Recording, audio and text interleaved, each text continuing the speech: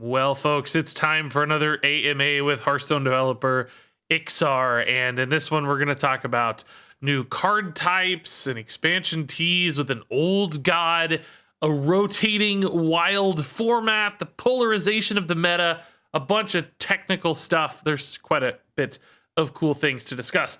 So kicking it off here, we finally have some real confirmation that an actual, honest to God, new card type is indeed coming to Hearthstone.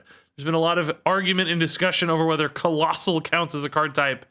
I've maintained it does not. It's just a minion with a keyword. But in fact, this question asked, is there really a new card type coming? Iksar says yes. One has already finished development, just waiting to ship it. So we're going to get something beyond hero cards, weapons, spells, and minions. I have no idea what it is. Some people think like an aura effect. For like equipment tossed around. We did like a cool video on deck manipulation stuff today. Maybe there's like a deck adjustment card you can add into your deck that's a new card type. I don't know, but really excited to see this. It's been a long time since we've had a true new card type. Next up, a question from Bionic Door. I know they just left, but can we have the old gods back? And Iksar says, we were brainstorming future expansions just yesterday, and a certain old god was very high on the list. Now, that wouldn't be N'Zoth for a future expansion, probably. You'd expect N'Zoth maybe to show up right now with this underwater themed stuff. I doubt they'd go back to underwater that quickly. Maybe N'Zoth will be in the mini set. That's been some people's theory. I think there's two possibilities for an old god themed expansion. Number one is Pandaria. We have Yasharaj rooted in the history of Pandaria. So maybe we go to Pandaria. We got some Shaw stuff from Yasharaj. Alternatively, I actually think there could be a really cool Ulduar expansion. Maybe like the Storm Peaks, but a big feature on Ulduar, the dungeon where Yagg-Saron debuted in World of Warcraft. There's all kinds of cool Titan lore and Titan Keeper stuff. You could have a whole set of legendaries based on all the Titan Keepers. Mimron could come back. That would be a really cool expansion theme. So I kind of hope we get a Yagg Ulduar expansion. Sounds like maybe in the next year and a half based on this typical timeline. This was a fun little insight on card design. Trislice says, have you guys ever experimented with cards that add or decrease board space? Iksar says, we had a weapon once that had a battle cry that destroyed the center of the board. It killed anything in the center and then separated the board into two sides that couldn't interact with each other anymore. That sounds so cool. I've seen stuff like that teased a lot in custom cards. To know that it also showed up in actual Blizzard design is pretty dang insane. Now, I'm curious if that ended up being printed as a weapon that got changed. Like, can you imagine a weapon in the game right now that would have had that effect and maybe they like nerfed it? Some legendary weapon, for instance, or if maybe they just put that aside and never kind of put a name or artwork to it. I'm curious. Nothing comes to mind, but I bet you guys will have some good theories. All right, next up is a question about meta polarization. Do you feel like matchups are becoming too polarized over the past few sets? Iksar says, polarization is a topic I've talked about many times. I think I remember before him saying that things weren't all that polarized fairly recently in an AMA, maybe in the last year or so. He says, in some ways, polarization is good. If I were to ask players if it's a good thing that every deck has a weakness, the answer would probably be yes. But when that weakness matchup happens, it's a polarized matchup. It's a bad thing if every game feels like a coin flip, of course. Like most things, it's just a balance. Your deck should have weaknesses. Some games are going to feel polarized because having weaknesses is a thing. It shouldn't feel like that every game. I mean, yeah, of course, you know, all things should indeed have a balance. That is a very accurate answer. I will say, you know, there are thresholds where I feel like the polarization feels worse. If, you know, you have an 80-20 matchup where you're expected to win 80% of the time, that feels pretty bad. It can feel rather hopeless as the 20% player. It's like, oh man, it's just going to be almost impossible to win this game. But as you get closer to like 70-30, 65-35, maybe 60-40 would be even more ideal. I think that's where games feel the most engaging. And it sounds like they're aware of that as well. They don't want things to be too crazy, but that's good to hear. I mean, I want to make sure they keep focusing on that because it's really bad to have this rock, paper, scissors kind of play in Hearthstone where you just zone out and games don't mean anything to you at all. That's the last thing you want. You want every game to have those moments and decisive plays where you think you're having some agency and impact over the actual outcome. So this is kind of a two-part question here. David asks, I heard a rumor there's a rotating format in the works. If something like that were pursued, how many expansion would be included per cycle? how often would the format rotate? Iksar says lots of ideas being mulled here. We have been talking lately about a classic to mean streets of Gadget Zan format.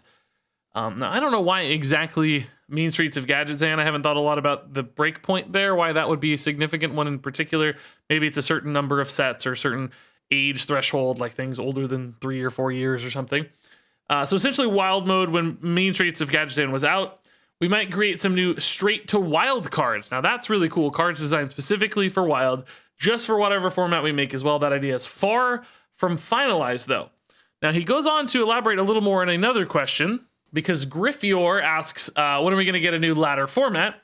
Iksar says, good question, been discussing recently, been interested in 3 different potential formats. Before I type up the following tweets, note that these are all discussions and not in-dev projects. So number one that replaces Classic. So Classic would go away, rotates, but not super often. Think Classic to mean streets, then 6 months or a year later, it rotates to something else. Now, again, I don't know what the mean streets breakpoint is there. I like an idea kind of more of a random speckling of expansions that kind of always changes that random speckling, almost like arena rotations in a bit. So you always get different mixes of certain things as opposed to just one big consecutive chunk. I'm not sure that's quite as compelling to me. But moving on, he says B, another option is one that replaces casuals. Casual would go away. Works just like ranked ladder, but all your opponents are bots and gets progressively harder as you rank up. Now, that's not something that sounds super compelling to me, but I do recognize that there's probably a big portion of the player base that has ladder anxiety, and they don't want like the stress of ranking up. They just kind of want to zone out, and casual is supposed to meet that need right now. But it still can be kind of stressful playing against real people or having the same kind of decks running up to over and over again. And having a bot system replace that, kind of the single player ladder experience where you might still be able to earn rewards and kind of play the same meta that everybody else is playing as far as decks are concerned. I kind of dig that for casual players. I would never touch it. That's not something I would be interested in, but I can see the more casual audience really attaching to that one actually rather well. And then finally, C, a format that only uses the current Hearthstone year of sets rather than the last 2 years. So like a super standard format, incredibly restricted to only a year worth of sets. And I guess since it says current Hearthstone year, that wouldn't even mean like the last 3 sets. Like, so right now it would literally just be only Sunken City and like the core set, I guess. And then it would just get progressively bigger.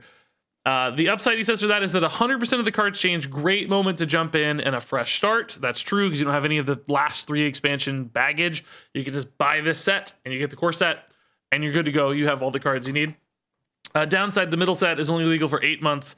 The last set of the year is only legal for 4 months. So you'd get some obviously diminishing returns on collection value essentially later in the year. Whereas for now you get, over a year for any given set essentially. I don't know if I'd love that or not. I mean, seems like there is an opportunity to keep metas way more fresh in that regard because, like, you don't have sort of leftover stuff. Like right now, we wouldn't have quests in the meta, and that could have been incredible, right? To see what this Sunken City world was like without quests. But there are all kinds of balance challenges, balancing across all these different sort of standard formats. I guess it sounds like there would still be standard, and this would be an additional format, so that you'd have to kind of consider that balance aspect across both of those. But I like that it would be fresher. I like that it's an easier commitment for people to get into the game. They don't have to just worry about the last 3 expansions or 4 expansions right now of stuff to gather and collect to be competitive. So all 3 of these are intriguing in their own different ways. I think I'm most interested in A, for me personally, if there was a rotating wild style of format that had new metas all the time, but didn't have the crazy brokenness of wild where there's always going to be the same decks that create problems. That sounds really cool. That's something I think I would play a lot. The other 2 I can respect for different reasons, even if they don't interest me as much personally. All right, next up, a question about StarCraft, Overwatch, Diablo, other IPs essentially from Blizzard appearing in Hearthstone. Specifically, I guess they ask about hero skins. Iksar says, I'd love to do this in Battlegrounds first and see how it goes. We've thought a significant amount about exploring a new IP in some major piece of content. I think you'll see it, just not anytime in the next year. So we obviously already got Diablo tossed in. I would be a little more iffy about sci-fi making its way into Hearthstone. For some reason, the idea of it being, sort of medieval feels better to me. I'd get over it for sure, particularly if it's restricted to other modes. If we got like Overwatch in standard Hearthstone, oh, I mean, I'd play it. I'd get over it. It's just a game, but I can't say I'd be particularly enthused about it. But nonetheless, it's still something that keeps coming up over and over again, and they never shut it down. So he says we'll probably see it, just not in the next year. All right, I think this is a really important question. This is one I've kind of talked about a few times on stream recently. How do you feel about the pace at which you can patch the game? Often feels to me like bugs and balance changes sometimes hang around for weeks to wait for the next scheduled patch. I think that's been particularly relevant this expansion. There's been a lot of game-breaking bugs, the like Bran Ashara locking people out of the game. Just playing Nelly sometimes locks people out of the games. There's also some very specific dual stuff. And it took weeks. And I guess the Bran Ashara stuff is maybe still not even fixed, it seems like, based on this latest patch. And that's just too long. It's like a lot of people just have those moments. They lose games and they just go, oh, screw this, I'm done. Like the game is stealing games from me from technical glitches that haven't been fixed for weeks. So I totally agree that they need a much faster cadence to respond to this stuff. Now, I mean, they do push hotfixes, obviously, for bugs. They fix what they can. And clearly, no one wants there to be bugs. It's not like devs want bugs. It's not like they want to be slow to respond to these sort of things. So I'm not interested in like shaming anybody. It's clearly not ideal or intended. But I think there need to be systems in place to react to these faster, or perhaps, systems in place to prevent them. So whether that's more QA, more time, I don't know what it is. I think it's just a bad look to keep having these really big technical problems. Balance stuff doesn't bother me as much. That's, first off, much more subjective and fluid, but it's the technical side of things where I just get really frustrated when they stick around forever, even if they don't impact me much.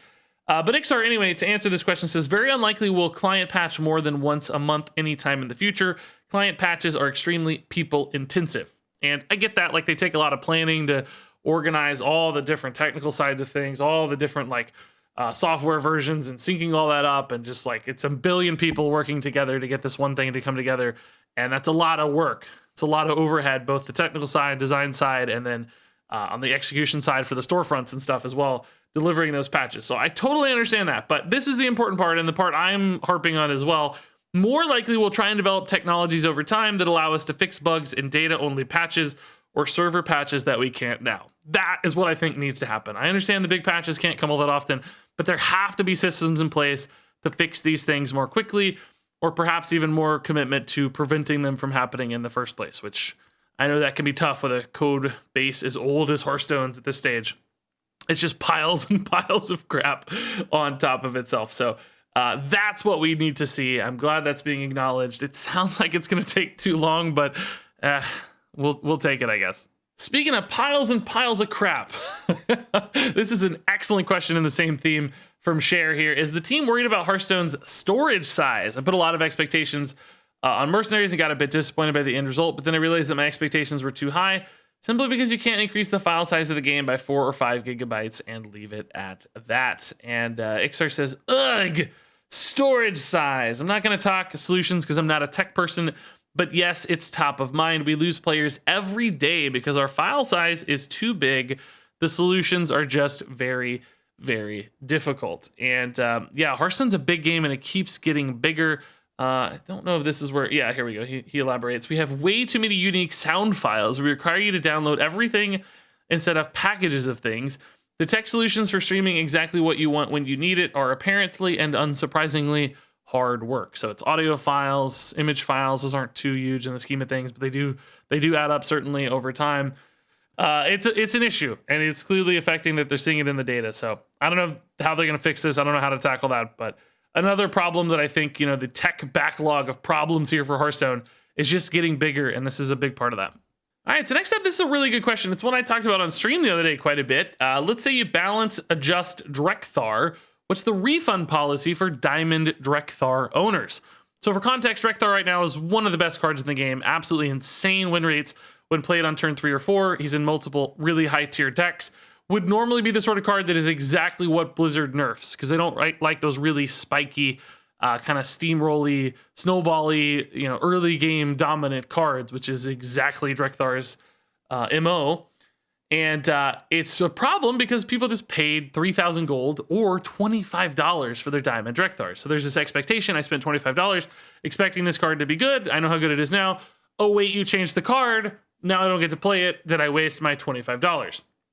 Now, of course, there is this sort of inherent expectations that cards are somewhat malleable in Hearthstone, and there should maybe have been an expectation that spending $25, you're not guaranteed that it's going to be playable forever. There is an argument to be made there, but at the same time, I do understand why people would find that really frustrating to make this big commitment and then have the card kind of ripped out from under them. So how would Blizzard refund them in a fitting way? Do you just give the $25 back? Do you give them some gold, some dust? I don't know how that works. Now, the other side of this conversation, and I'm going to get to the answer, although I know you can read it, is that does this create a problematic conflict of interest for Blizzard from a balance standpoint? Because suddenly this is a big problem that they say, well, God, we can't nerf Drekthar because we got to solve this enormous problem. Like, how do we deal with this fallout from the refund? There's going to be a lot of people who are very angry. So then you've got the balance of the game, the design of the game beholden to the monetization side. And of course, design and monetization are always a little bit linked in games like this when you have things like card rarities. But that's what we don't want. We don't want design being limited by monetization. And this is like the most extreme example of that we can imagine in Hearthstone. So here's the answer from Iksar. He says, not sure. Sounds like a hard problem for our commercial team. And at first I was like, oh man, what a flippant answer. Like, that didn't really say anything. But after thinking about it a little more, there is a hopeful interpretation here, which says like, I'm not worried about it. If we need to nerf Drekthar, we'll nerf it, and that's their problem. In other words, he's kind of suggesting here there's an implication that they're not really beholden to the fallout of the monetization side of it at all. They're going to design for balance, and they're going to make decisions for balance, not for monetization. And that's why this kind of seems dismissive because, yeah, it's not our problem as a design side of things. We'll just do what we need to do and let them figure it out. And there's something good there because that kind of implies they're doing what they need to do for the health of the meta and the health of the game, as opposed to worrying too much about monetization. Now, of course, we still want people that could potentially be affected by that to have a good outcome. You know, we want to feel like they get their value and stuff. That would be the other side of this to deliver on. But in a way, I think this is a good answer, even though it didn't look like one at first glance. I'm curious what you guys think. There's a lot to talk about there. I know I kind of rambled a bit, but it's a pretty intriguing aspect of design and how Hearthstone is monetized, because Drekthar was crazy expensive. I didn't buy it, of course. Some of you did. I'm hoping you enjoyed it. It looks awesome, so grats. But what are your thoughts on this? I'm just curious to hear more takes. And then finally, before we go, the last question here, is there anything you can say or tease about Mercenaries Endgame? I don't even know what that means. I guess people are looking for more in-game experiences in Mercenaries. Iksar says team is working on it. So if you're a Mercenaries person and you have an idea what this implies, first off, let me know. And second, congrats. It sounds like there's more stuff coming to Mercenaries, which is certainly a good thing in the scheme of things. I'm not playing it, of course, but that said, I still want people to enjoy it and have stuff to do. So good luck out there, Mercenaries folks. And yeah, that wraps it up for this AMA. Some pretty interesting stuff. Are we going to get a Yashiraj expansion? Are we going to get an Ulduar expansion? That actually has me pretty hyped. It sounds really, really good. What's the new card type going to be? So many things to break down. Curious to read all your takes. Thanks so much as always for watching, and until next time, game on.